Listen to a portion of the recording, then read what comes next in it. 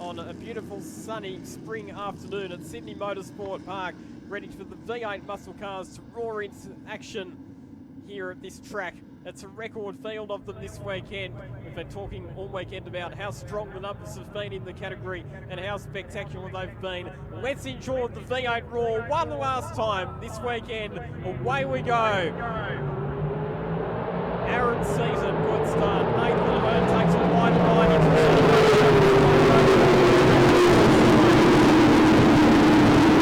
sort themselves out. It's still going to be side by side as they head down into the braking zone for turn 2. Nathan Hearn, can he go all the way round? We've seen a few outside overtaking manoeuvres into turn number 2 this weekend. You'd have to be pretty brave and pretty skillful to hang tough and go the long way round, and I don't think Nathan Hearn's quite been able to pull it off. Anthony Tenkate running side by side with Mark Crutcher up into turn number 3. Watch out for Matt McKeldin in the Kubota Racing entry. He'll be fired up. He'll be looking to motor his way through. Craig Vanderstel, the former Speedway driver there in the number 3 car up behind Tim Tritton as well. As we see that Mark Crutcher and Anthony Tenkate are continuing their squabble a bit further down. And as they head into turn number 6, it's Michael Cooley looking down on the inside of Murray Kent. We saw an absolutely cracking contest in the previous race between Michael Cooley, Murray Kent, and also Michael Coulter, who swaps positions on a number of occasions.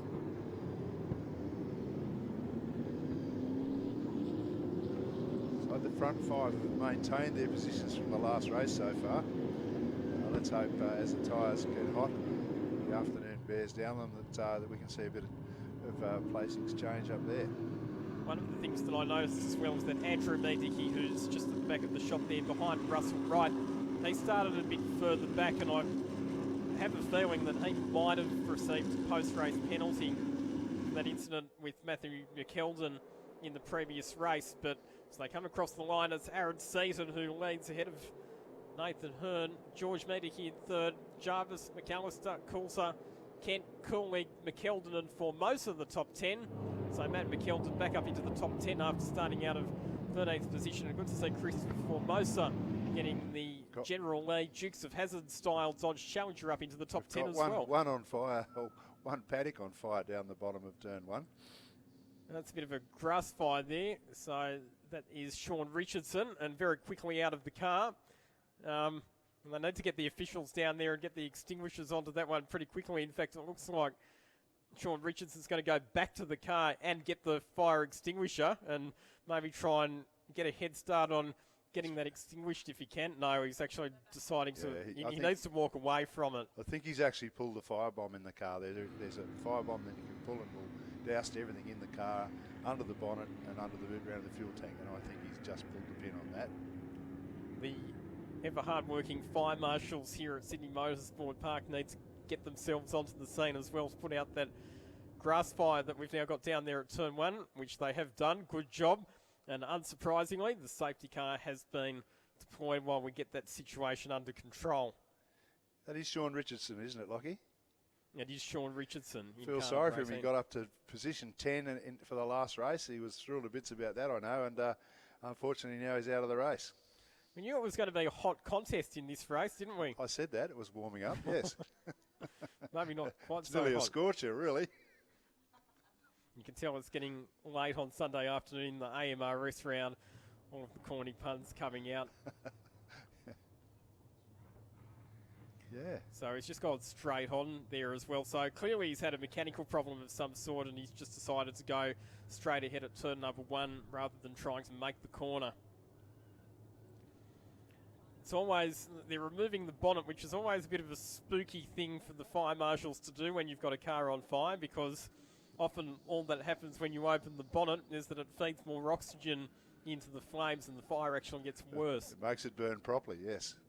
But I think he reached in to pull the pin from my observation. I think when he did that, all that smoke had actually been from the fire retardant that's gone onto the motor and the exhaust.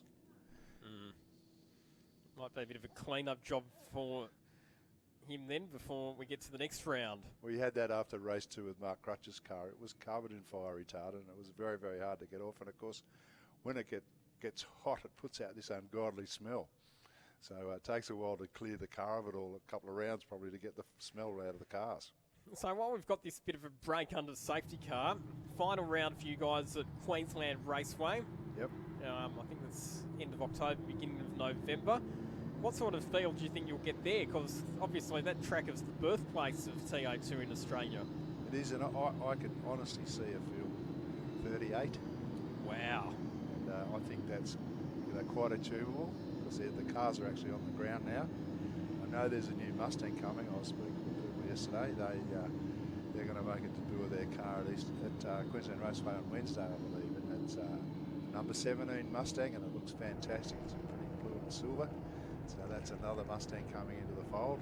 Number 17, can you give us any hints as to who the driver might be? I'd rather not, because I think they want it as a big surprise for their release. So I'll just leave it at that. But yeah, keep an eye on Facebook, because I think it'll be, it's a beautiful, I've seen it, it's a nice looking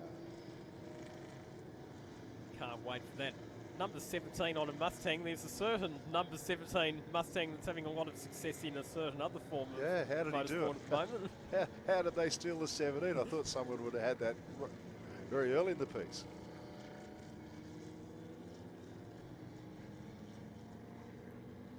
Also, just noticed on the timing screen as well that George Elliott, after that big off-track excursion that he had at Turn 1, hasn't actually made the start of this race. Do we know if there was any damage to his car as a result of that incident? I didn't get down to that into the pits during the break, but I'm not sure. But obviously, he's got some damage that needs a big job done on it.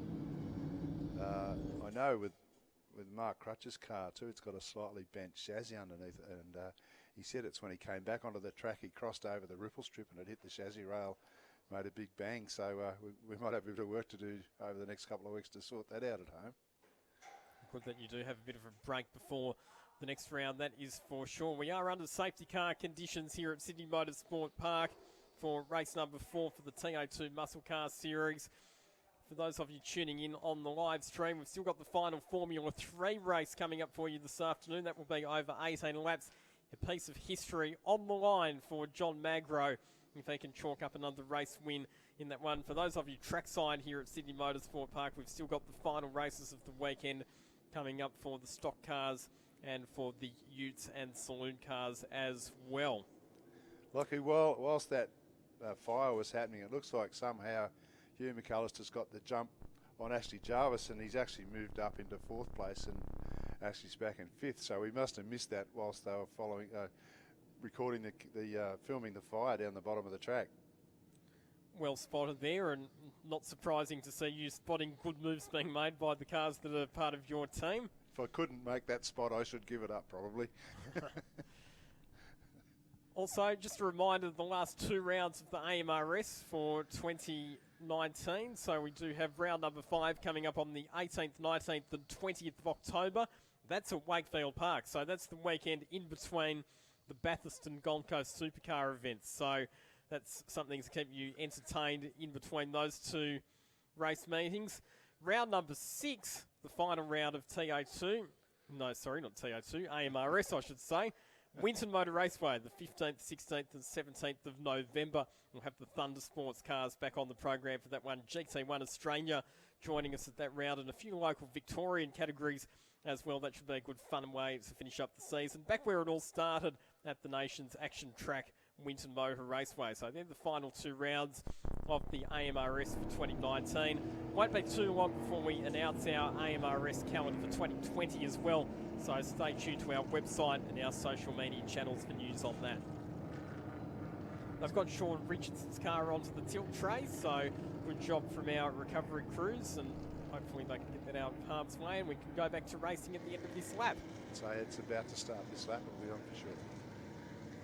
Now the cars have had a chance to cool down, and they want to get together a bit better, so it makes the race more exciting. We've got 6 laps to go, I believe, so that should be fast and furious.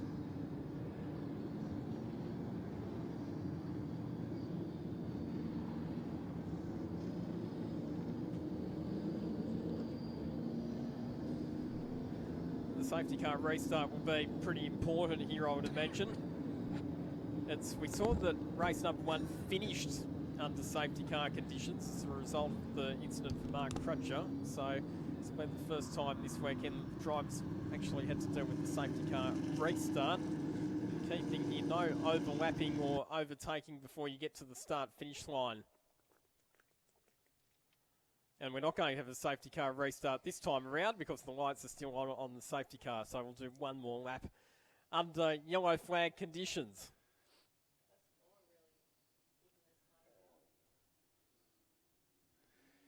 In my experience, it's sometimes quite good to have in the middle of a race, have a safety car rest, catch your breath and get ready to finish hard. But when you're in the thick of it and you're actually up the front doing well, you don't want them to stop, but it's often quite a good reprieve. In the previous round at Winton, Macca, just to expand on that point about having the opportunity to have a rest during a race, we saw a longer distance race at Winton. Any plans, do we think, looking into 2020, maybe to have some more longer distance races? I think really, if you understand the way these cars have been built, they've been made to run 1 hour races. The fuel tank's the right size, the tyres will last that long, and all we have to do is get the drivers to last that long, I suppose. But in America, it's quite common to run a 1 hour race in TA2. And, you know, one of the things that I think we've spoken about it before, actually, Lockie, is that when you get a race that long in these cars, you're not allowed to refuel anywhere. There's no pit stops. So it's tyre conservation, fuel conservation. You know, we've had one of the American drivers out here earlier, and he was telling us, you know, how it pays to hang back a bit and hang around the top 10 for the first half of the race and then put the pressure on. He seems to think that's the best theory, and he's won quite a lot of races. So yeah, it would make it a lot more interesting if we had 1 hour races and bring the fuel and tyre conservation into the race. So it's just not about getting as fast as you can. You've got to think about everything else as you're going. The other thing as well that we saw at Winton was a top 10 shootout, which I thought was pretty cool. What was the feedback from the drivers on doing the one-lap shootout? I think the guys who were in it absolutely enjoyed it. I know you and I commentating thought it was great. I guess the other guys miss out, that's all. And when you've got such a big field, if we've got 35 or 40 cars next year, you know, it's a long time to sit out and just watch the top 10 do their thing. And it gives the top 10, I reckon, an advantage for the race. Yeah, I will have to say that the competition just to get into the top 10 shootout was just as exciting as the shootout itself. I suppose on the other side, they get to wear their tyres out a bit more to give the other guys a bit of a crack at it. But yeah, there's definitely for and against it. So we've got the lights out on the safety car, so we will go racing this time around in the final race of the weekend for the TA2 Muscle Car Series. We'll have 5 laps remaining when they come across the start-finish line, and it will be up to Aaron Seaton, the race leader, to judge the pace of this restart. So the safety cars in pit lane, the field are on their way down to the control line. Aaron Seaton sees the green flag and he accelerates away. The TA2 cars thunder their way down the main straight here at Sydney Motorsport Park. We look to make sure that everybody's behaving themselves off this restart, and it looks like everybody's done a good job. No passing or overtaking or overlapping before the start-finish line. Well done, everyone. Down to turn number 2, and Tim Shaw having a look down the inside to try and make a late move under brakes. He had to back out of that one, or he would have made contact with Tim Tritton, who was in the car just ahead.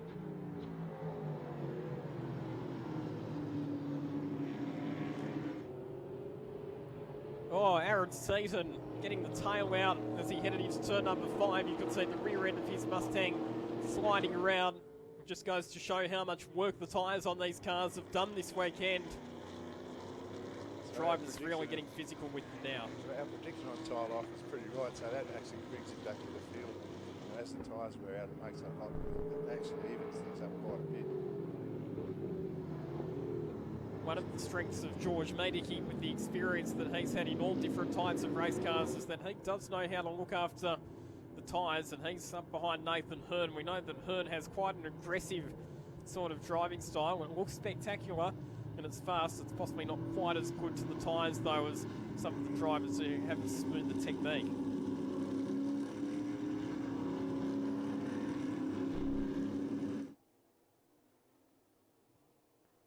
And Hugh McAllister's pulled clear of Ashley Jarvis, and Jarvis is under pressure from Michael Coulter, and Christopher Moses spins. Oh, and we've also lost the car of Craig Vanderstelt. That's in a very awkward position coming out of turn number 18, the final corner. Formosa was the first one to go, and I think Vanderstelt might have been taking evasive action. They have to be careful not to reverse into each other here as they do 3-point turns to try and rejoin the racetrack. I was holding my breath as they both backed out. I thought this will be on. Anyway, and that would have certainly brought out a pace car. Let's hope they get running again. We don't have another pace car. Both of them have managed to get running again, thankfully, but that's a shame for Formosa because he had worked his way up into the top 10. Wonder if that was the case there of just getting on the power a bit too hard too early coming out of that last corner and losing the rear. I suppose it gets back to tyres and accelerator, doesn't it? And we've had a change in second position, so George Medicki got ahead of Nathan Hurd, but Hurd fights back on the inside heading up the hill. So a couple of positional swaps between our second and third place drivers. That looked to me like George actually readdressed that, and maybe he did take him in turn 2 down there too aggressively, and I think it looked to me like he let him back past. Would you agree? It did look that way, didn't it? Yes. So might be a bit more to that story. Michael Coulter's made it ahead of Ashley Jarvis as well, so Michael Coulter up into the top 5, having his best run of the weekend. Michael's only a novice in this, but he's certainly not a novice racer. He's driven a NASCAR ute for quite a few years, and he knows this track backwards. Him and his dad. I reckon that George Medicki's got a problem because he's going to be passed by Hugh McAllister down the main straight. So side by side. Whatever he did, he got past and spent it all by the look of it.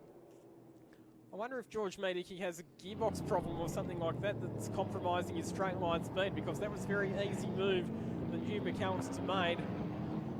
And this has championship implications. Remember, George Medicki second in the points behind Aaron Seaton.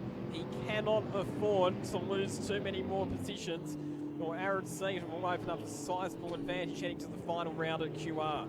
Hugh's moving away from him quite easily, and I'd say Michael Coulter's moving up on him quite easily. So, yes, we've only 3 laps to go. It should be very interesting in the closing stages of this race. So maybe George Medicki wasn't redressing. Maybe it's some other problem that he's encountered. It's called divine intervention. Just after getting ahead of Nathan Hearn. So there'll be more to that story, that's for sure.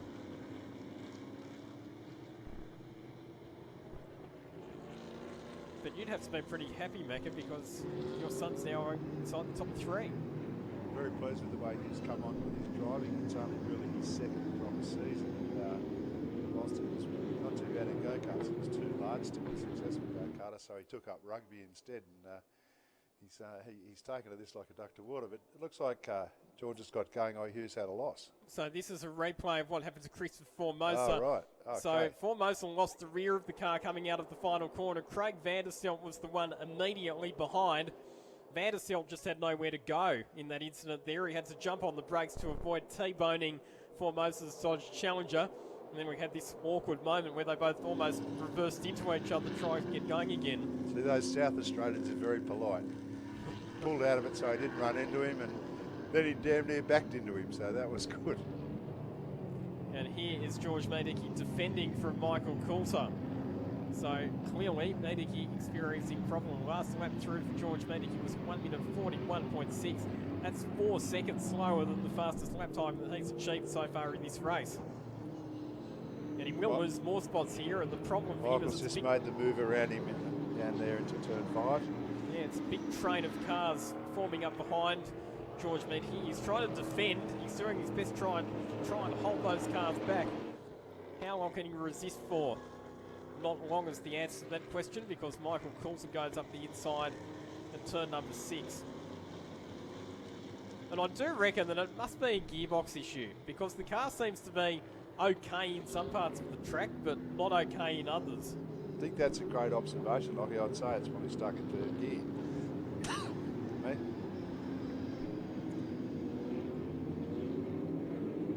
Out of all of the gears that you could choose to be stuck in, third's probably the least worst. Well, good and bad. At least you got some sort of speed down the straight, but you'd be a bit doughy through the corners, I'd imagine.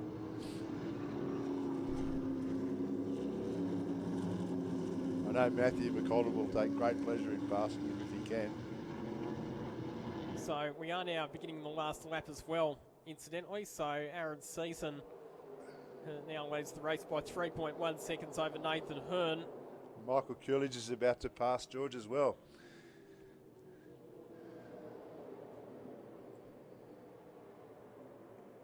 So how many more positions is Meadicke going to lose before we get to the end of this race? He's fallen back to position 8. Now, one of the other interesting things is that one of the cars behind him is actually his father, Andrew Meadicke. Knowing the championship situation, will Andrew just sit behind him maybe for this final lap? He could actually push him along if it gets that bad. Ashley Jarvis's car really starting to slide around as well. He's obviously run out of tyres. Yeah, I think Ashley spent his tyres. Ashley's a very hard trier, and I think he really tried hard in that race and went early and burned the tyres up early. Christopher Formosa putting a pass on the outside of Craig Scatella at turn 2. Mark Crutcher involved in that battle as well. Mark looks like he's made a move to pass on the inside. No, he's got his nose cut off nearly. And checkered flag at the ready. It's a clean sweep for Aaron Season. His 12th race victory of the season in the TA2 Muscle Car Series at Sydney Motorsport Park.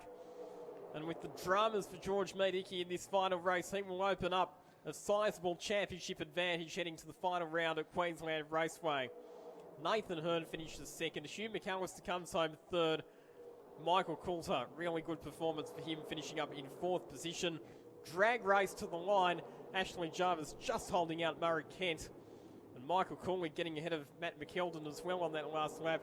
And as we predicted, George Meadicke finishing just ahead of his father, Andrew Meadicke. They come home in positions 9 and 10. That was a race full of all sorts of excitement, wasn't it? Certainly was. Safety car restart when you have the field bunched up. It certainly compresses the field and creates more passing opportunities. And that's exactly what happened. Still battles going on up and down the field.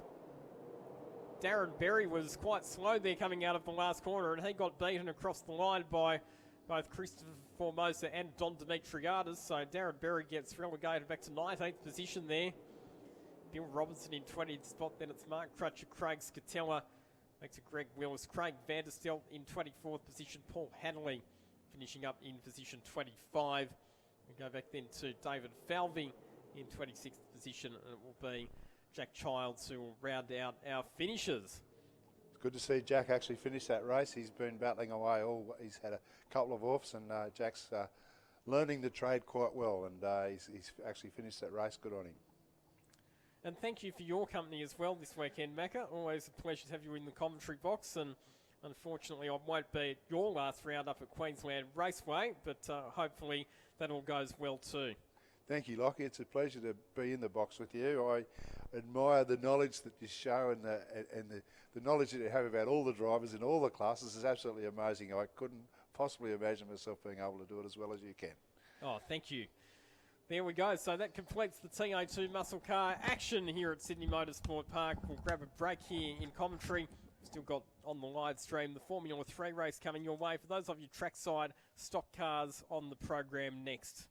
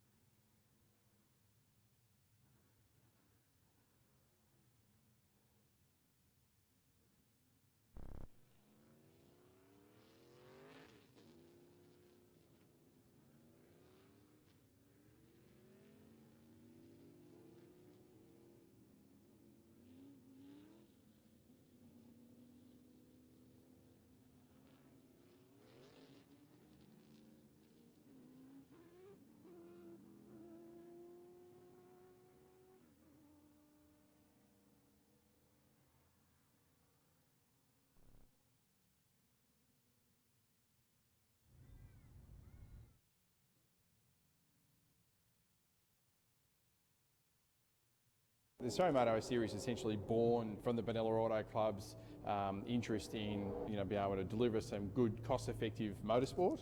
Essentially, the series is born from that, and when I say born, like there's two, if not three categories which are born from the AMRS and who are massively successful today, and that being TA2. We've got a field of nearly 30 TA2s here today. We've got RX8s, which essentially is born through AMRS. It's a real sort of launching ground for these categories to be able to build and develop and then put on some good, healthy grids. We're already working well into 2020. I've spent a lot of time, particularly in the last few weeks, putting together our plans for what next year brings. So 2020 will bring, again, all the normal sort of circuits. Obviously our home tracks, Winton and Wakefield will be on the calendar. We're at Morgan Park, we're at the Bend, we're at QR, Queensland Raceway, obviously back here at SMP. So it's going to be a travelling series of 6 or 7 rounds, and there'll be some categories which will commit to all the series, and then there'll be other categories which will be more probably local ones in each state that will come and essentially put on some of their local talent, be it state-based or club-based. From my perspective, we're only acting on the demand of the competitors. We're acting on what competitors are saying that they want to do. They don't want to be involved in race series where they get pushed from pillar to post, and if the rock stars of that particular race meeting have oil downs or crashes and things, then their race gets affected, the customer gets affected. Everyone's got their agreements as far as how much track time they're going to get. We absolutely do our best to deliver it. My goal is that we've got to keep growing the series, growing in a number of different areas, and particularly around the commercial side. Already this week I've done some immediate improvements on marketing. We're all about returning some value back to the competitors, so what can we do at events which attracts more competitors, categories as a whole of course, but even competitors in those categories to be able to want to come along or to potentially travel interstate or whatever it may be. So development of the series into a more high calibre sort of professional series, but not at that high calibre professional cost. Probably one of the main things we need to just be conscious of is if there's categories out there that are looking somewhere where they just want to go to that next level, then like get in contact with us. Like we're happy to have a discussion. We travel nationally. We're in every state. Please get in touch. Our website amrseries.com.au. Get in touch through the contact links that way, and happy to have a chat.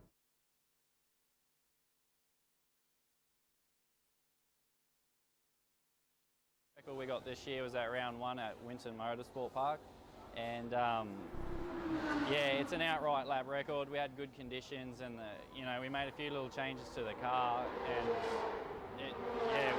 the car was so dialed. It was awesome holding on for those, pushing for those laps in the race. I still had to be careful because it's still a race, and I was in the lead of a race, so you don't want to throw it off the track. Same with the bend. We had good weather for lap records, and managed to break the lap record in race 1, and then race 2 I dropped that record again, and race 3 we dropped it again. So it's been a really good run so far. Race 1 this afternoon, it's probably going to be a bit too warm. Nice sunny days here, which we got nice weather, but unfortunately it's not the best thing for lap records. So hopefully maybe tomorrow morning we'll get a little bit of cloud cover, drop the track temperature a bit, and it'll just help us get a bit more grip. With the track temp at the moment, it's a little too high, and it just feels greasy. So it's pretty easy to drop off a second a lap just with the track temperature. So there's another record which Ben Klukas set back in, I think it was 2006, and that was I believe it was 12 race wins in a row. So if I can win every race this weekend, will tie that record. And it'd be great to get that one, and but you just got to take it race at a time, and get a good start, and optimise that. The team done an awesome job with the car. We worked on our qualifying setup yesterday in practice, and I did think we'd have a little more grip today. Well, I was hoping for a little more grip today. So our car setup wasn't 100%, but it was good enough to get us on pole, and couldn't be happier.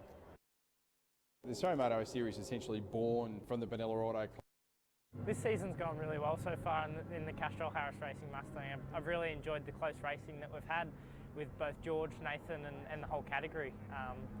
It's been really exciting. Obviously each time I go out I'm learning and developing as a driver, so that's been very helpful, and having the pressure there and it's been really good. So I'm looking forward to the last 2 rounds here in Sydney, and then obviously QR as well. Yeah, it's been a roller coaster.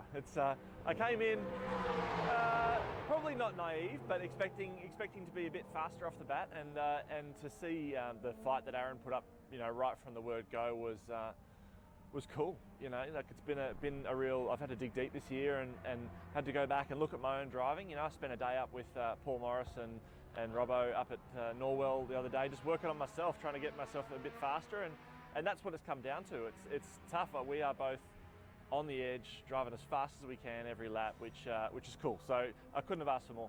Yeah, it's quite close between me and George. We've kept it consistent throughout the year. So there's only 16 points between us in the championship, and I'm just really excited for these last 2 rounds. Obviously, it's going to be good, hard, close racing, and we've kept it clean all year, and hopefully we can do that the same in the last 2 rounds and just be consistent and do our best and see where we end up at the end of the series. There's no quarter asked and no quarter given. I reckon is probably the way it's going to go. Look, I love racing with Aaron. He's a good driver. He's a real talent, bit of a gentleman. So we enjoy that side of it. But I tell you what, both of us are going to be putting pressure on each other. I think that's the name of the game, is to be as fast as you possibly can be and make the other guy nervous. And the best man will win, which is cool. So just taking it one race at a time. We've got 8 races, so there's only 2 rounds, but there's 8 races across that, and the lead in the championship is less than half of a race. So there's a lot to play for, and I mean business. It's win it or bin it for me. So you've got to go and get that ring. That's what it's all about. And look, if I don't get it, the best man won. So we'll see.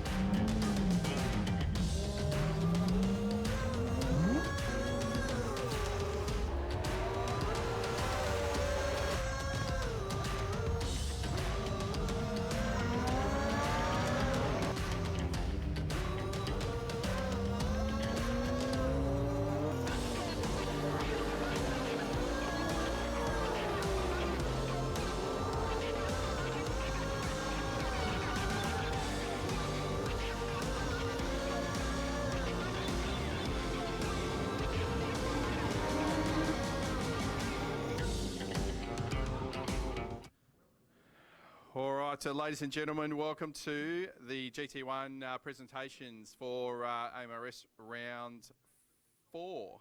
Three for you, I beg your pardon, sorry. So, guys, thanks to you so much once again on behalf of team at BAC and AMRS for coming along and supporting this event. It's been fantastic to have you all here. What a feature to have these cars running around the track. We've really enjoyed having you here this weekend. So we'll get straight into presentations. So our invited category being Porsche Challenge, Lachlan Harburg.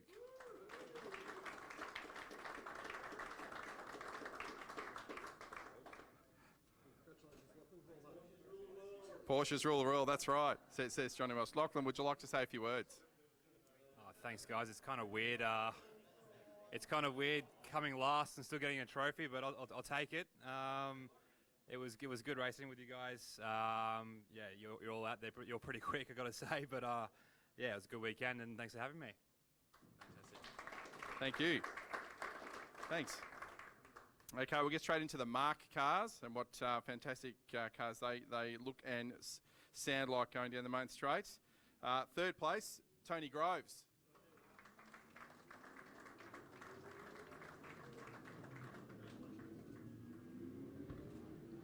Well done. Second place, Bailey Hall.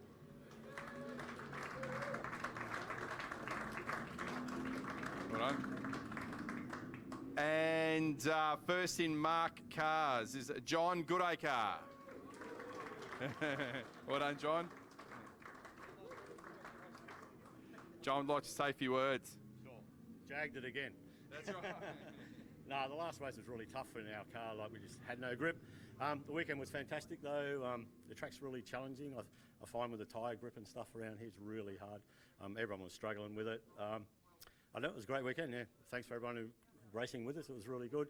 Thanks to the young kids coming along. He's done a great job, Bailey. So, yeah, well done everyone. Thank you. Fantastic. Thank you.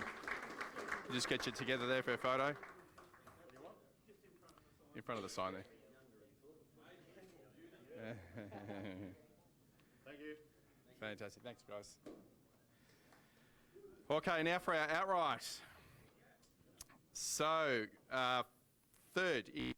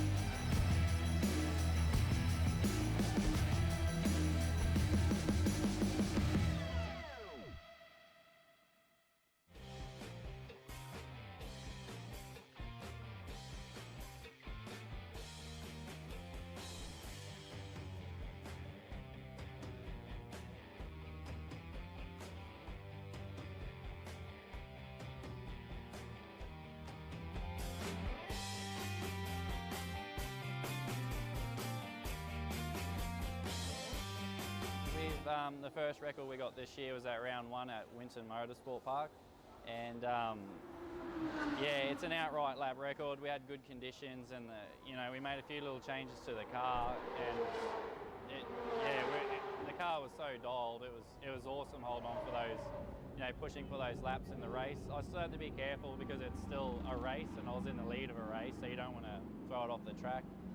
Same with the bend. We had good weather for lap records, and managed to break the lap record in race 1. And then race 2, I dropped that record again, and race 3, we dropped it again. So, yeah, it's been a really good run so far. Race 1 this afternoon, it's probably going to be a bit too warm. Nice sunny days here, which, we got nice weather, but unfortunately it's not the best thing for lap records. So hopefully, maybe tomorrow morning we'll get a little bit of cloud cover, drop the track temperature a bit, and it'll just help us get a bit more grip. With the track temp at the moment, it's a little too high, and it just feels greasy. So, it's pretty easy to drop off a second a lap just with the track temperature. So there's another record which Ben Klukas set back in, I think it was 2006, and that was, I believe it was 12 race wins in a row. So if I can win every race this weekend, will tie that record. And yeah, it'd be great to get that one. And but you just got to take it race at a time, and get a good start, optimise that. The team done an awesome job with the car. We worked on our qualifying setup yesterday in practice, and I did think we'd have a little more grip today. Well, I was hoping for a little more grip today. So our car setup wasn't 100%, but it was good enough to get us on pole, and couldn't be happier. This season, so yeah, hopefully we get second gear and we get away, and hopefully we can collect a whole lot more points and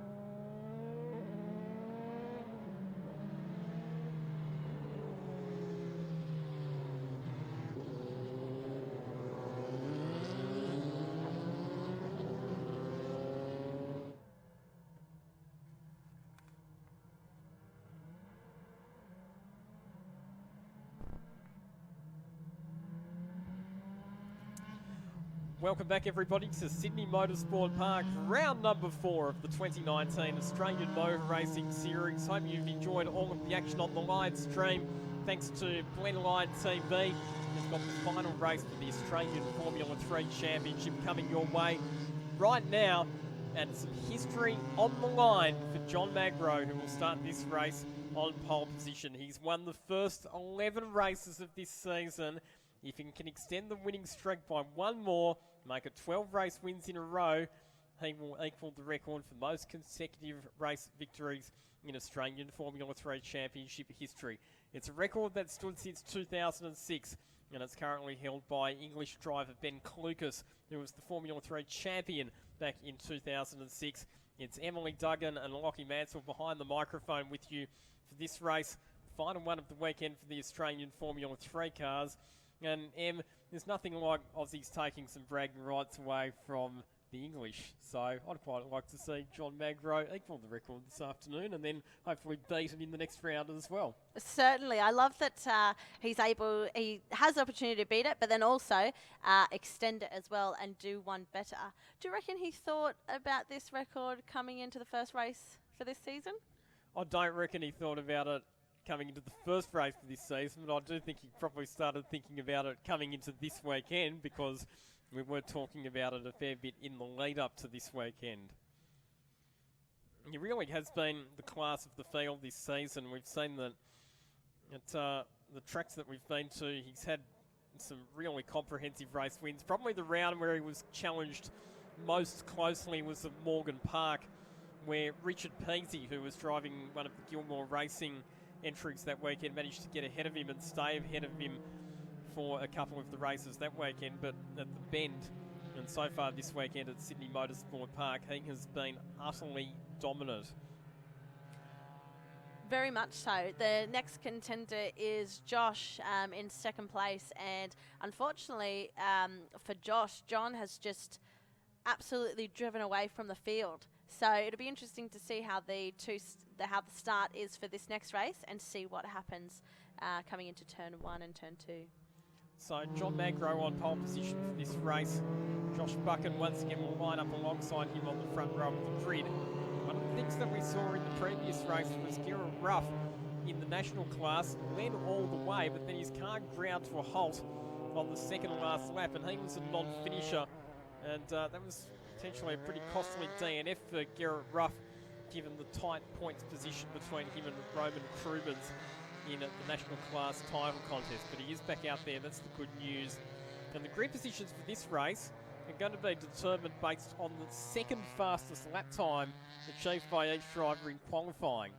Oh wow, I've never heard of that being done before. So what it meant was that in qualifying yesterday, everybody had to go out and try and do not just one, but 2 fast laps. Wow, what an experience, having to say, yep, that was my fastest. Now I've got to do that twice. Exactly right. Was anyone able to match their times and do really fast times twice in a row, or what was the difference? Well, both John Magro and Josh Buchan managed to do laps that were only a tenth of a second apart. So John Magro, the pole time was 1 minute 23.3. His second fastest time was at 23.4. Josh Buchan, 24.3. Second fastest time, 24.4.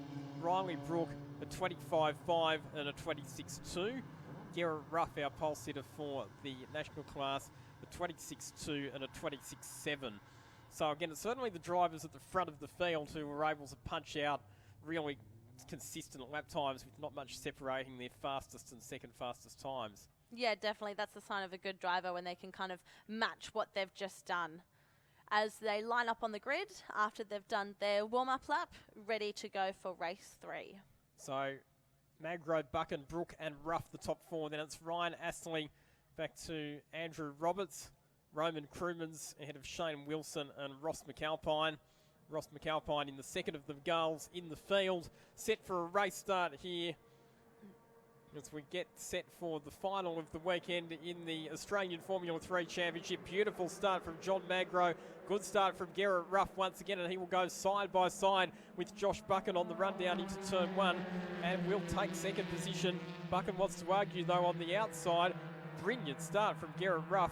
He'll be well positioned on the inside of Buchan when they get to turn 2. Buchan trying to hang tough around the outside though, as they manage to sort themselves out as they head up into turn 3. Oh no, we've got a problem off the line for one of the cars, which is riding to a halt just beside the pit lane wall, and that would be John Ford recovering crews to retrieve, and that, unfortunately, I'm afraid looks like the car of Andrew Roberts, who's had all sorts of problems this weekend, and it's going to be a safety car situation while they get that car removed from the circuit.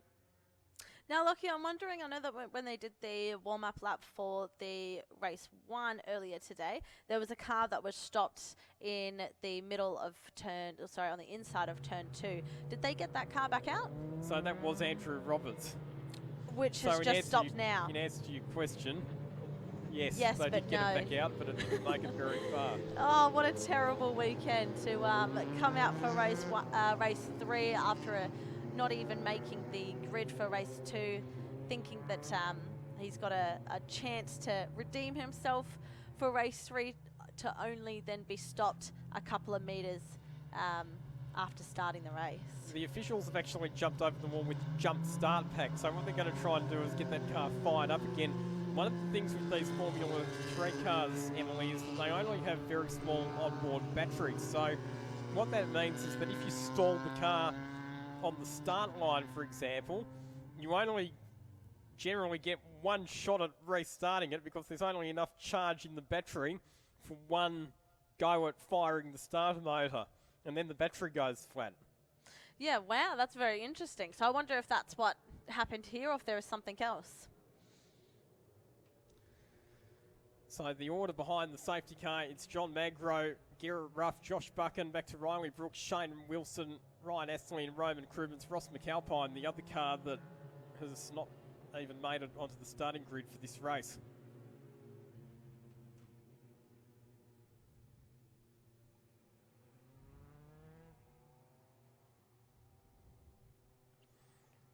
Now, just having a look at the car as it gets started back in. Apologies, because it's not actually Andrew Roberts, it's Ross McAlpine.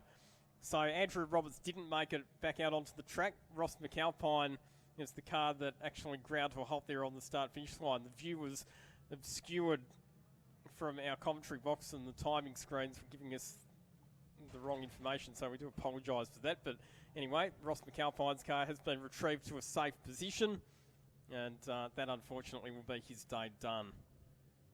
Yeah, that's a tough call for a driver to be on the grid, ready to start, and then, oh, no, keeps going. So they've managed to get the car fired up, obviously, with that jump start pack. They got enough charge into the battery before he's fired the car. So he's got going again, and yeah, the only problem... He needs to make it up to the safety car where everyone else is, so he can bunch up. But he's already been lapped as well. Yes, correct. However, he can score some valuable points. That is true. It'll be interesting for this restart to see if John can hold off the back of the pack.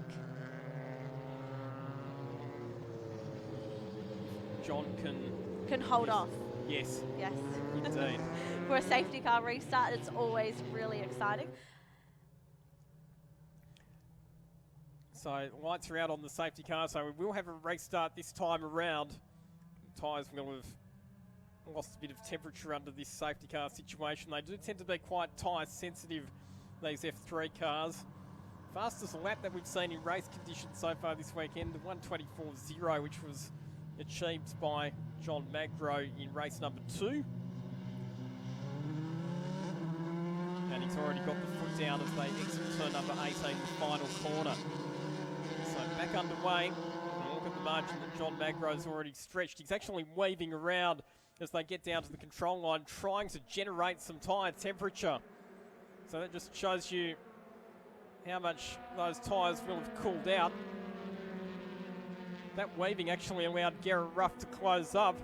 This is about the closest anyone's been to John Magro all weekend. Buchan looking up the inside of Garrett Ruff into turn 2. Not quite able to get the job done there. Those two cars not battling for class positions, because they're both in separate classes, although obviously they are battling for outright track position.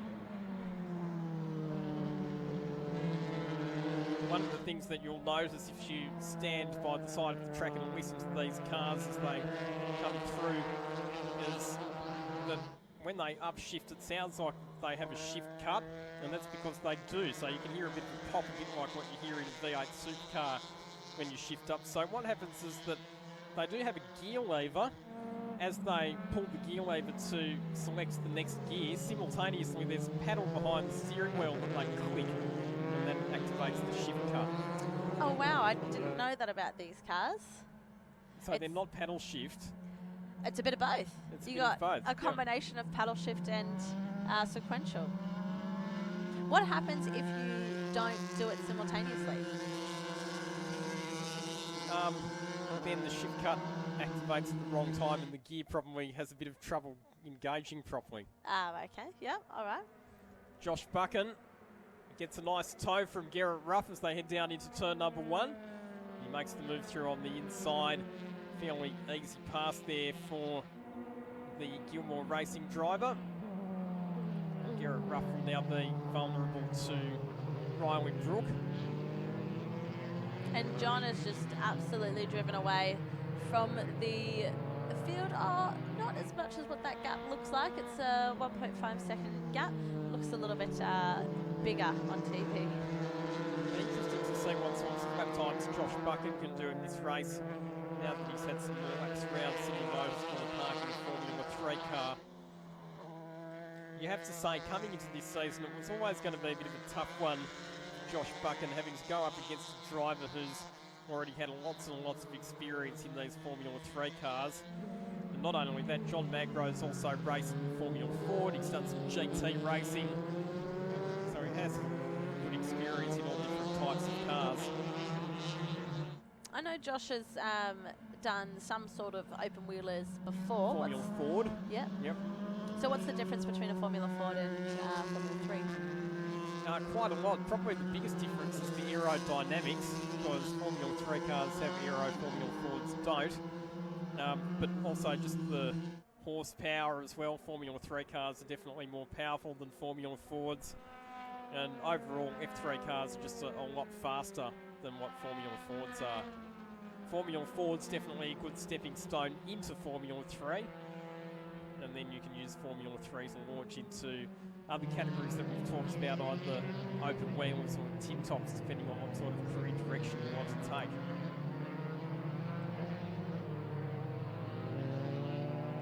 Probably worth mentioning as well that these cars in the Australian Formula 3 Championship, they're not the same as the ones that race in the International FIA Formula 3 Championship, where we saw that spectacular somersault crash for Alex Peroni at Monza. Did you see the footage of that crash, Emily? No, I think I see the clip of the video, but never actually pressed on it. As a driver, there's some crashes that I don't think that I want to have vision of. That's understandable, but basically there was a curve that Alex Peroni's car hit at an awkward angle at Monza in Italy, and it caused the car to go cartwheeling to a quite spectacular somersault, and unfortunately that has meant that Alex Peroni has had to miss some F3 rounds due to the injuries that he sustained in that incident. Yeah, and that's one of the reasons that you don't really, as a driver, want to see many crashes. You don't want anyone to be hurt, but then also you don't want that to knock around your confidence as well. So we go on lap number 7 at this stage. Fastest lap of the race for Josh Buchan last time through, 1 minute 25.7. Very close to John Magro in terms of lap times, as we see Riley Brook looking to try and get up the inside of Garrett Ruff. And turn number 2, not quite able to get the job done there. Once again, Roman Krubin's not as fast as perhaps we might have expected from him coming into the weekend. He's back behind Ryan Astley at the moment, running in what would be 4th position in the national class.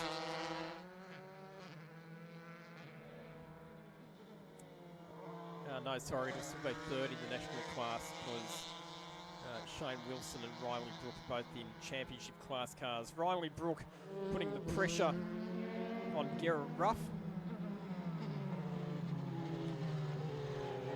And the difference in performance between the older and the newer cars The slightly older cars, so the 07 and earlier cars, actually have a bit less downforce, so they can actually sometimes be a bit quicker in a straight line. And we've seen at tracks like Simmons Plains in Tasmania or Sandown, where aero isn't so much of an issue, that the older model cars can actually hold their own against the newer machinery. But here at Sydney Motorsport Park, where you've got so much aero dependency, you definitely want to be in one of those newer model cars that does have the extra downforce.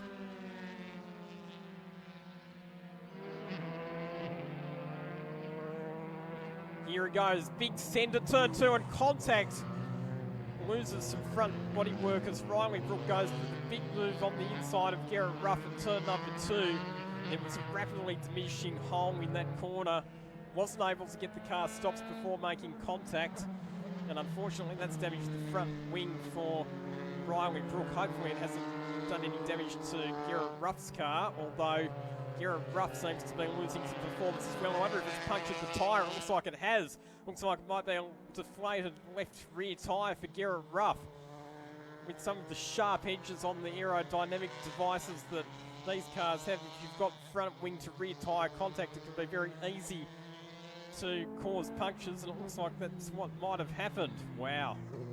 It almost looked like the gap was certainly there, and the gap was there early on, but then he had a little quick look and thought, no, you're not going to take it, I'll close it. But unfortunately it was just too late to do anything. Wow, so this is another championship changing moment in the national class. Garrett Ruff with the flat left rear tyre is going to have to limp back to the pits. He was leading the national class at the time, but he's going to surrender that lead, and he's going to surrender some more points to his title rival Roman Krumans. Just unbelievable, this championship seesawing battle between Roman Krumans and Garrett Ruff in the national class, because at the rounds where Krumans has been quicker than Ruff, Krumans has been the one having problems. This weekend, Garrett Ruff's been quicker than Roman Krumans all weekend, but it's Garrett Ruff that's been involved in dramas. Makes for an exciting battle for the championship. And into the pits comes the car of Riley Brook as well, with that front end damage that we talked about. I can tell you, Emily, that definitely with corners like turn 1 and coming around Corporate Hill, you do not want to be missing half your front wing, because the car will be an understeering nightmare.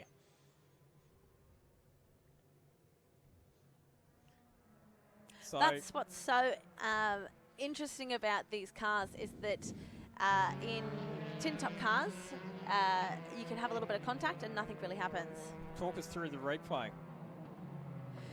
So like I said, it looks like he went for the dive but didn't quite get enough down the inside to complete the pass, and the driver in the green car has kind of said, well, you won't take that, I'll take it, and clipped him. And that is Garrett Ruff's day done. Steering wheel off, he's getting out of the car, so that's 2 DNFs out of the 3 races for him this weekend. Here's the slow-mo replay. He came from a long way back, didn't he, Yeah. Riley Brook? Do you think that Riley Brook could have been a bit more cautious, or do you think that Garrett Ruff could have left him more room? What's your take on the incident? I think could have left him a little bit more room, but I mean, I've had people say that about me sometimes. It's one of those things, as a driver, you are so in the moment, you have an absolute split second to make a decision. And sometimes you just don't want to look in those rearview mirrors. So I understand both of the drivers and what they're going through right now. Looks like they are going to get Garrett Ruff's car fixed, and they've put another rear tyre on it. So having a look now, he's gone down the inside, and he hasn't been able to get right in there for the driver of the green car to say, yep, you are there, you're taking this, and that's the result of it. Presence of mind and peripheral vision is so important in these cars, but remember, the peripheral vision, you can only have your helmet, you can only see out of that small space of your visor. So what you can see as a spectator or just as a normal person with no hat, no helmet on, is quite a big vision you have through the sides, but unfortunately with a helmet and everything, it restricts your vision. And the rear view mirrors on these cars are pretty small as well. So they're tiny. They don't give you great rearward visibility either, or rearward vision. So It is tricky to understand when there's, or be aware of when there's a car coming down the inside. And that was the problem there for Garrett Ruff. They haven't given up though, so he's got back in the car. They're bolting a new tyre on it. For him, in terms of the championship, it's a case of getting out there and salvaging some points. Yeah, that's correct. I mean, and when you're pulling off moves like that, sometimes you don't want to be out and let the driver know, hey, you're going to take a dive down the inside. You want to kind of let them know in surprise. But if you are going to do that, you have to be further down and brake really, really late. Make sure that you pull the car up. And just at the last minute, you're in their eye vision, showing them that you're there and that they can't turn in. Where sometimes if you show them that you're going to do it heaps early, then they can easily just cover you and start moving in on the inside.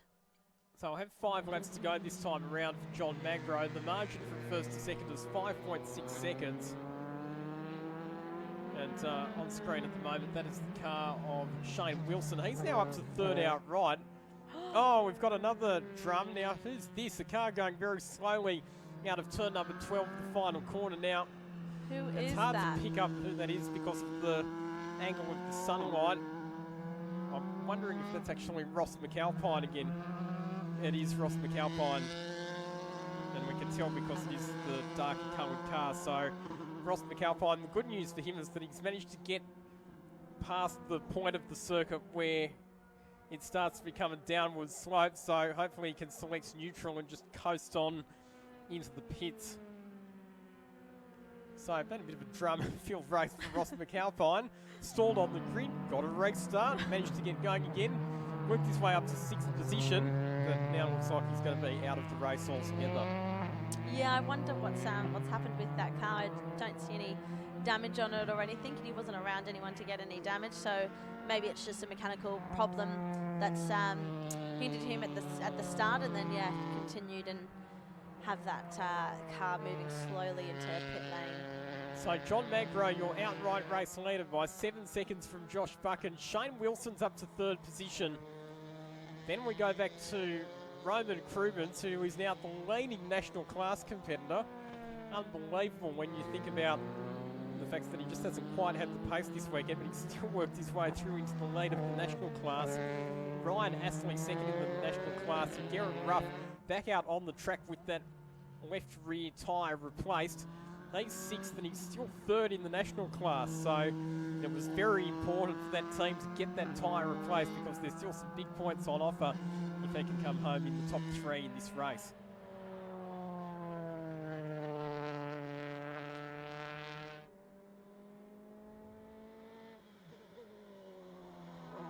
So inside the final 3.5 laps. Minute 24.8, as mentioned, the best lap time for John Magro. So it's been pretty consistent in terms of his lap speed. A 24.2 yesterday in race 1, 24.0 this morning, and a 24.8 today on tyres that have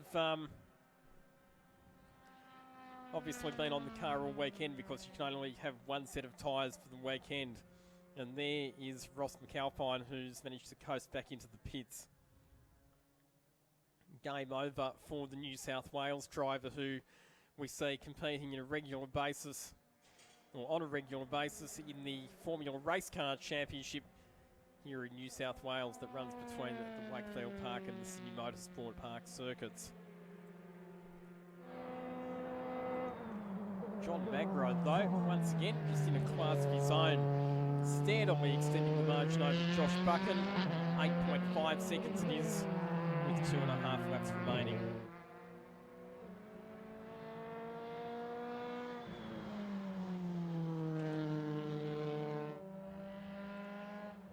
I don't want to put the commentator's curse on it, Emily. I know. I really hope you weren't going to say anything. I think I needed to intervene there. You've done that to me a few times, I think, or maybe once. I think I remember once when you started talking about me, and then I mysteriously came unstuck. And you put the commentator's curse on me. That was in the XLs.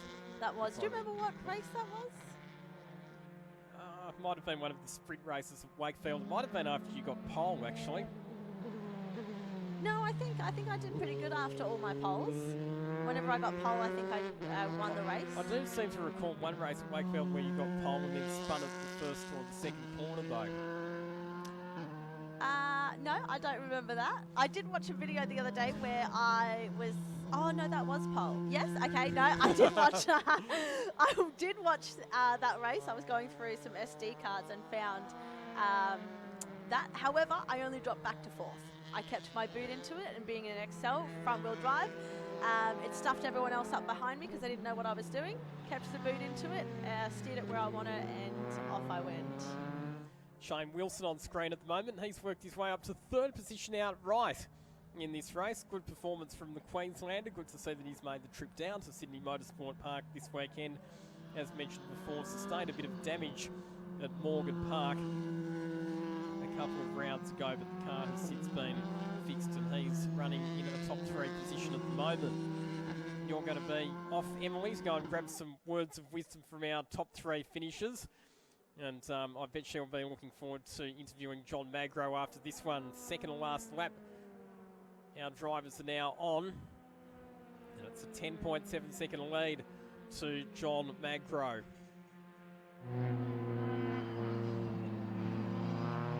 Ryan Astley in position number 5, second of our national class competitors. He's just punched out his personal best lap of the race, 1 minute 29.4.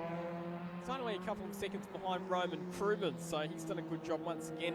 Ryan Astley, good to see these younger drivers who've come into Formula 3 this year, like Ryan Astley and Riley Brook, continuing to learn and improve.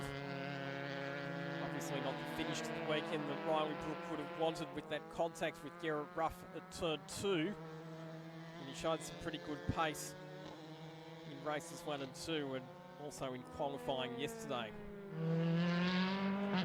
So final lap here for John Magro.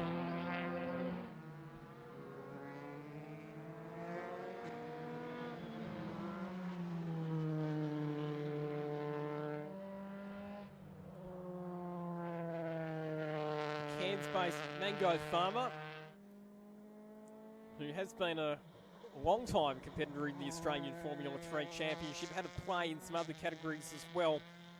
Decided to come back to Formula 3 this season to try and do what he hasn't been able to do so far and claim the championship crown.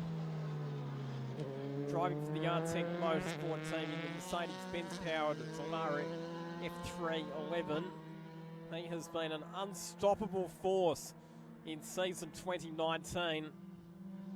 It started on a high note with an outright circuit lap record at Winton. He got 3 race wins there. He got 3 race wins in round 2 at Morgan Park. He got 3 race wins at the Bend.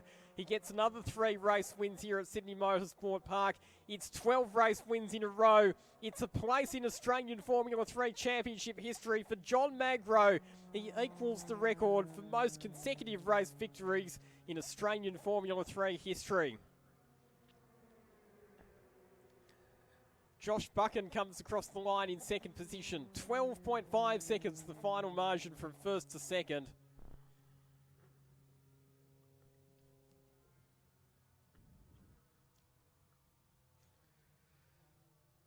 And it will be Shane Wilson, who we wait for to come home in position number 3. Good to see Shane Wilson up inside the top 3 outright. Here he comes out of the last corner now. And he will pick up the third position. Roman Krumans in fourth outright. He will take the national class race victory in this race. Ryan Astley coming home in second position within the national class. And Garrett Ruff had a bit of a rough time down at turn 2.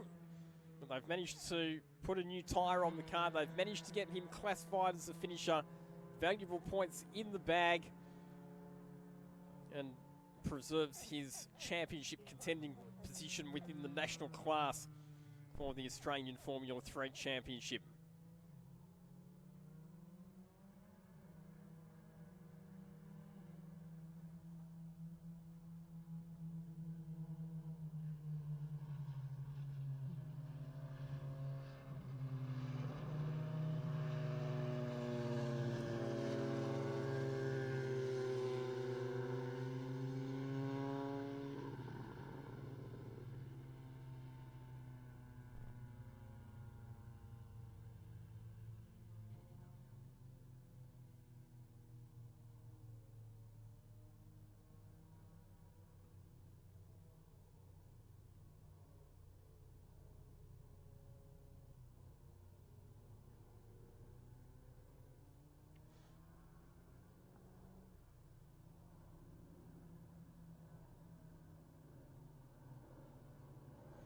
So our top 3 cars making their way into the pits. Emily Duggan will be standing by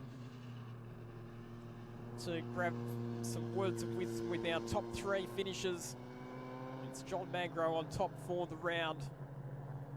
And Josh Buchan comes in there as well and parks up in second position.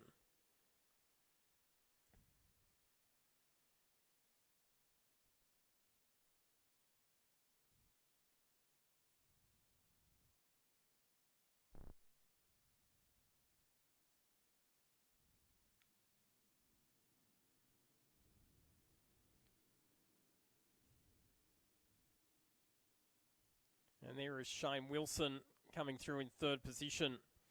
So a couple of moments' time, we'll be crossing down to Emily Duggan, who will be down with our top 3 finishers for the Australian Formula 3 Championship round number 4.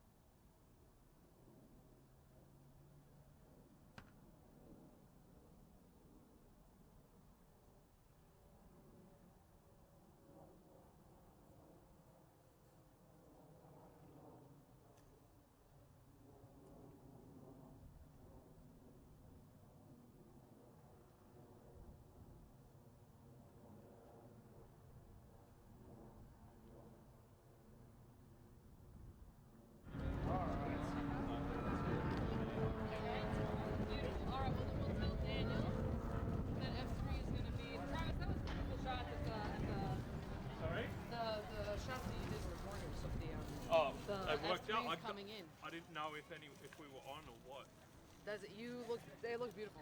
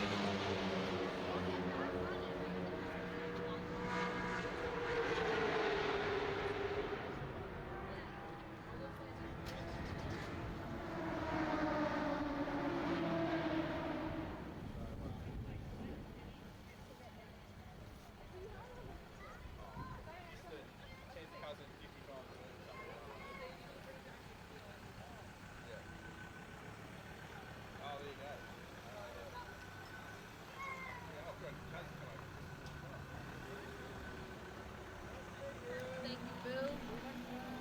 See you next time, man.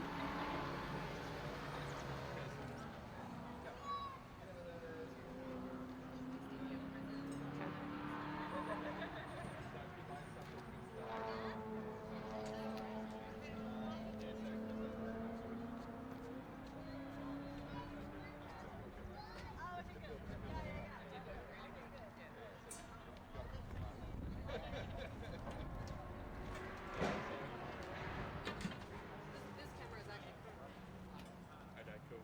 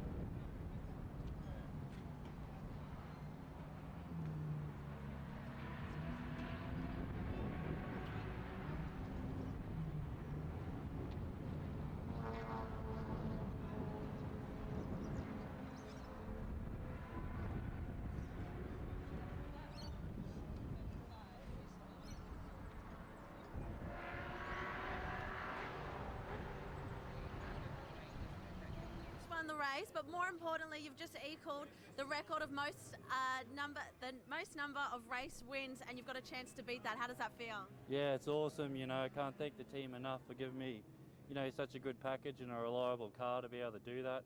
Because there's so many things that can go wrong to, you know, stop that happening. And yeah, it's awesome. You raced awesome. Congratulations. Thank you.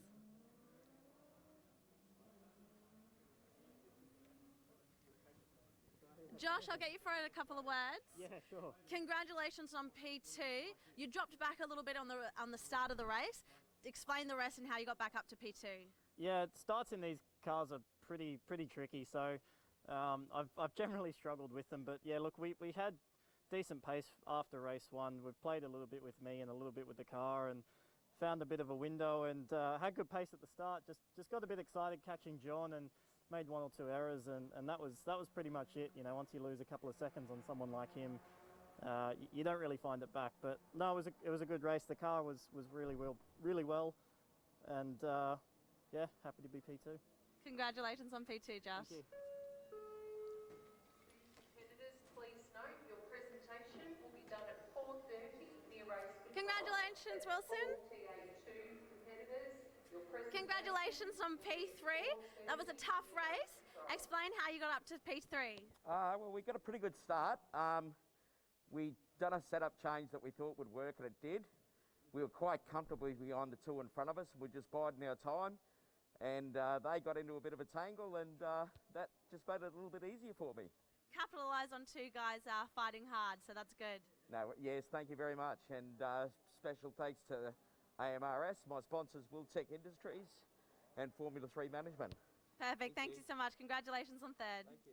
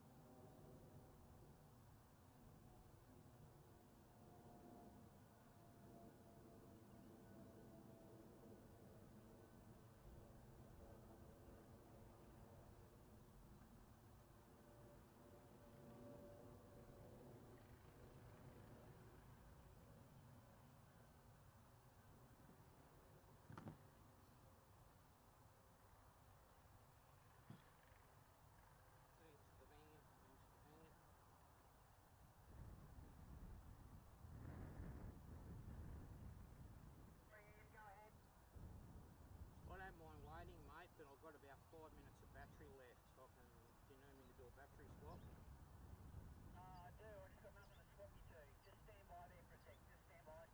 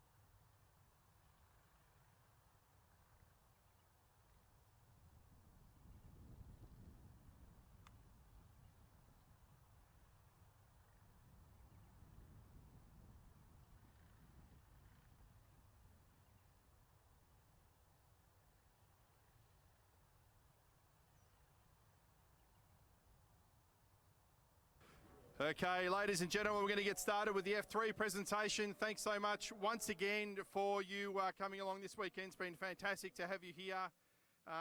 It's round 4 of the AMRS here at Sydney Motorsport Park. So we'll start off with the championship trophies that's for after this round, which has sealed the championship for third in place, Shane Wilson.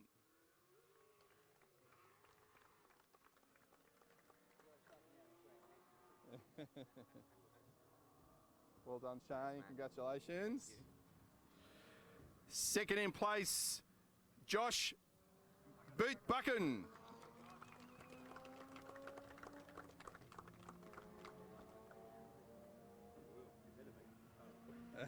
Well done, Josh. Congratulations, mate. Good on you. Well done. Come on up in there. And no surprise, who's first in place?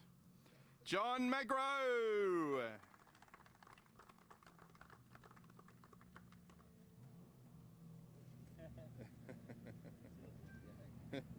Well done, mate. Congratulations. Will I say a few words? Yeah, massive thanks to the team. You know, the car's been reliable all year, and it's been a rocket every round. So can't thank them enough. Artec Motorsport, AMRS again running an awesome event. All the officials, you know, they're out here all weekend. Yep. And to Josh has closed the gap a bit on that last race. It was good, keeping me honest there. Absolutely. And just all the competitors. Yeah, been a great weekend. Good. Fantastic, John. You're a fantastic competitor, John, a very avid competitor. Jump up on the top there. We'll get some photos of you guys there.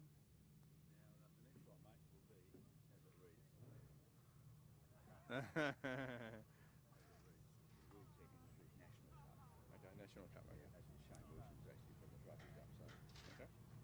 I'll give the kids a bit of a go, mate. Otherwise, the race means you get nothing for trouble, you know. That's it. Trophies up. Beautiful. Thanks, guys.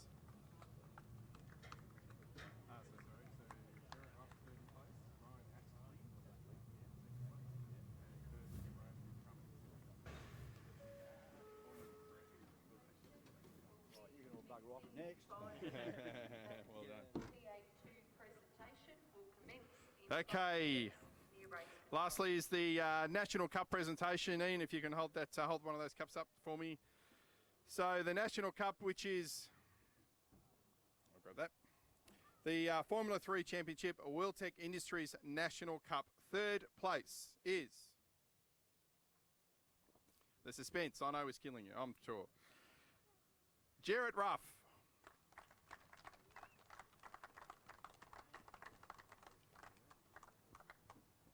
Congratulations, mate. Well done. Thank you. Cheers. Thank you for Much sure. appreciated. Yeah, coming up here.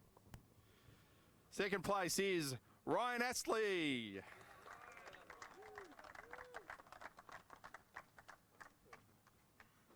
Not far at all. Well done. Congratulations, mate. Well done. Good on you. And first place, Roman Crummins. about time some people are saying there, Roman.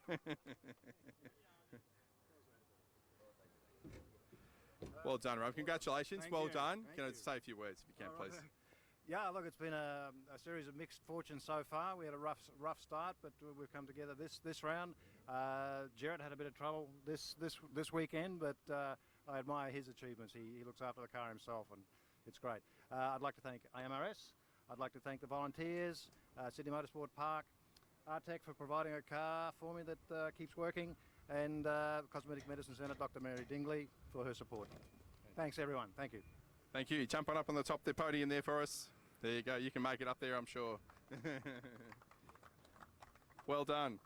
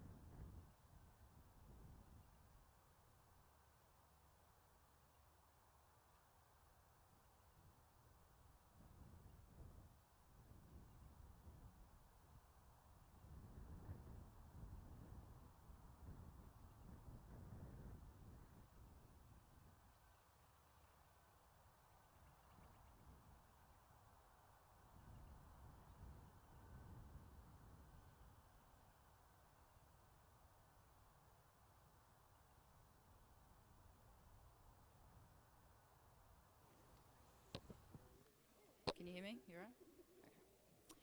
Thank you all so much for coming for the podium presentation of round 5 of the TA2 Muscle Car Series. Can I please welcome to the stage to present the trophies, Matt, the General Manager of AMRS. Yep.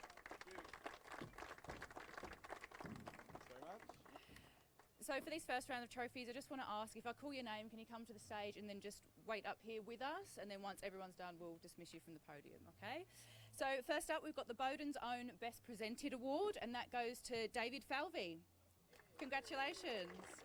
David's won $250 worth of car care products from Bowden's Own. Thanks very much. Thank you. Fantastic. That's all yours. We'll have to shimmy up here. Congratulations. And your car represents the Sunoco Camaro, a famous car, doesn't it? Yes, it does indeed. Fantastic. Well, congratulations. And next up, we've got the PWR Pole Award, which is $500 in cash, goes to Aaron Seaton of Carroll Hastrel Racing Mustang. And on behalf of Aaron, Glenn Seaton is going to be collecting the award.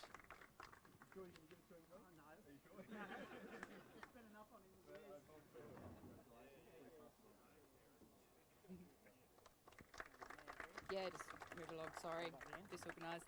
And next up, we've got the Hypercoil Hard Charger Award, which is a set of springs from Hypercoil, and that goes to Craig Vanderstelt. He went up 14 positions in race 3 from 29th to 15th. Congratulations, Craig.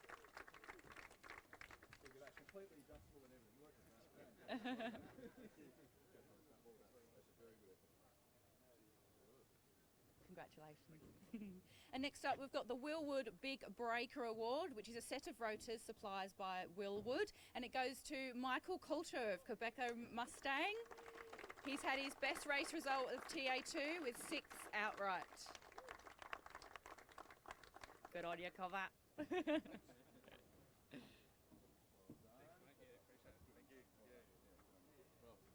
Broke that 7th curse, didn't you? Finally. Take a step. Thank you. And last but not least, we've got our Rookie of the Round trophy, and that goes to one very deserving, Nathan Hearn of Gulf Western Oils Dodge.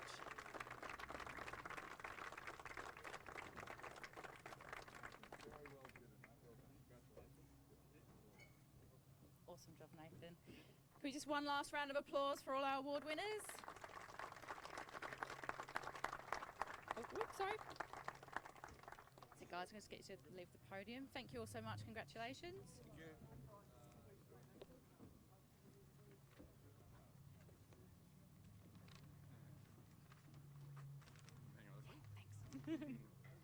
Okay, so next up we've got the Masters Award for the highest placed driver over 50. And in 3rd place we've got Peter Robinson, the Dodge Challenger. Congratulations, Peter.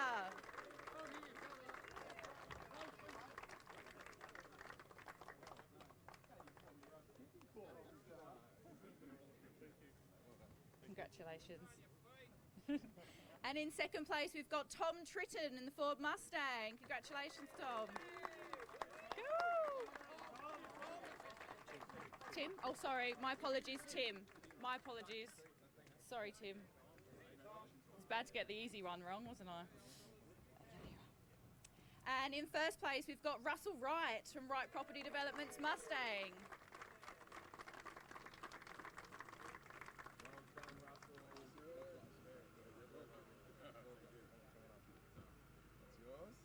And Russell, just a few words from yourself about how your day went. Congratulations. Well, I've got 2 mics. Yep, it wasn't the best weekend, although I should be grateful for winning the Masters. That's fantastic, but from an outright point of view, we didn't have the speed this weekend. The car wasn't right, so we tried everything. Had some awfully close racings. In some places, a little bit too close. Yeah, got a few scars on the car, but all in up was a good weekend, and looking forward to Queensland Raceway now. Fantastic. Take your step on the podium. Congratulate our winners.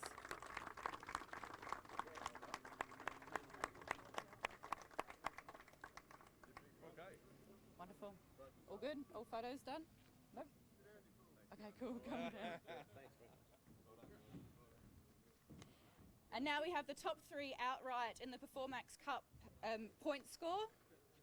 And in 3rd place, we have George Mediki, the Lubramax Mediki Motorsport Mustang. Congratulations, George.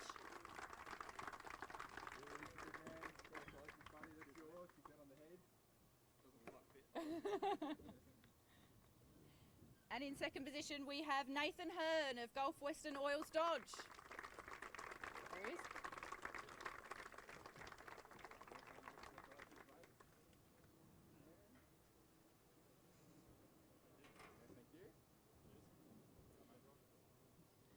And in first place with a clean sweep of the weekend with 220 points, the first time in TA2 history, Aaron Seaton in the Castrol Harris Mustang. Again collected by his father, Glenn Seaton.